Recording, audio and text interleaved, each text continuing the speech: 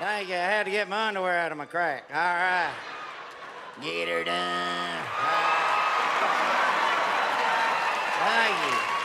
That's right. That's all I do. I come out and I go, get her done. That's $100. Get the hell out of here. All right. That's good. Well, thank you so much. Good to see you. I didn't think I was going to make it here. I was in Pennsylvania doing a thing for the Playboy channel down there.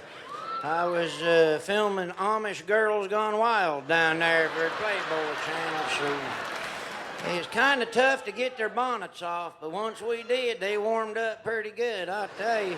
That's right. Yeah, churn that butter, honey, churn that butter. Boy, that's good right there. But I'm kind of irritated, though. We was driving back in the car and had an accident. I'm going to sue Geico Insurance. We had an accident, and they sent out an actual lizard to handle the claim, for God's sake. What in the world? I was madder than a Keebler elf getting demoted to fudge packer. I tell you what, I couldn't believe it. That's upset, man. That's upset right there. That's right.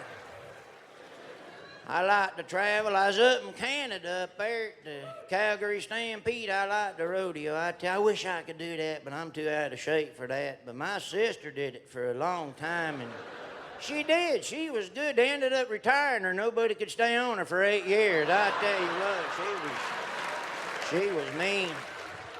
She was mean. I'll tell you, the Cowboys called her a mother bucker for many years. I tell you, she was a mean one. But I'm going to tell you what, this is such a thrill to do this. And I'm going to tell you something, though. This ain't all roses up here. I got some women trying to get money from me right now. They threatening to release these sex tapes I made with them about 17 years ago. And it just really upsets you, you know. You finally make a little money, and then you got relatives coming out of the woodwork. You know what I mean? It's just piss me off.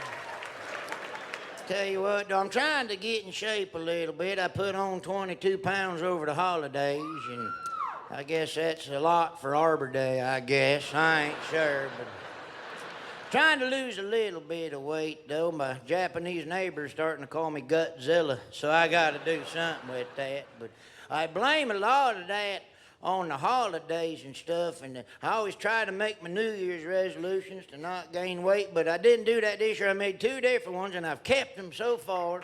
Well, one, I ate a booger yesterday. All right, I didn't do that one, but I couldn't help it. It was dry air, and it was a good one, too. You know what I mean? Well, you can't help it. You don't want to, but you're like, oh, what the hell? You know,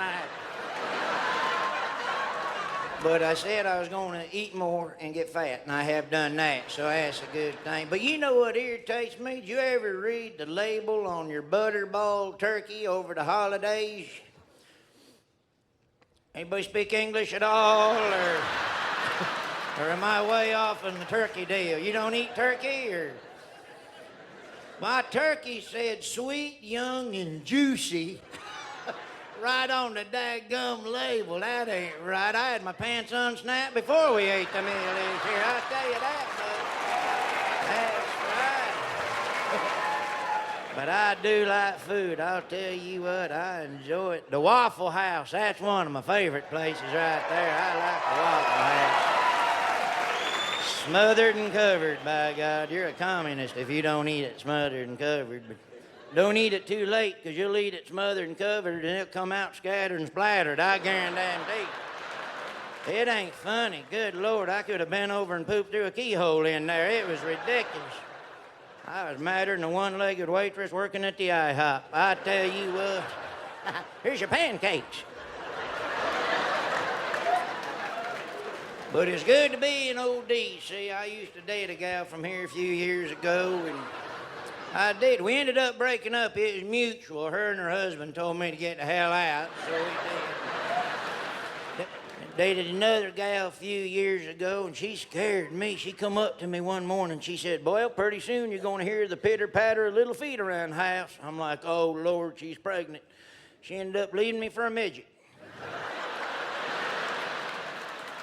I used to date a little midget girl, as a matter of fact, about that tall. Good Lord, I loved her. I was nuts over her. I tell you, I was.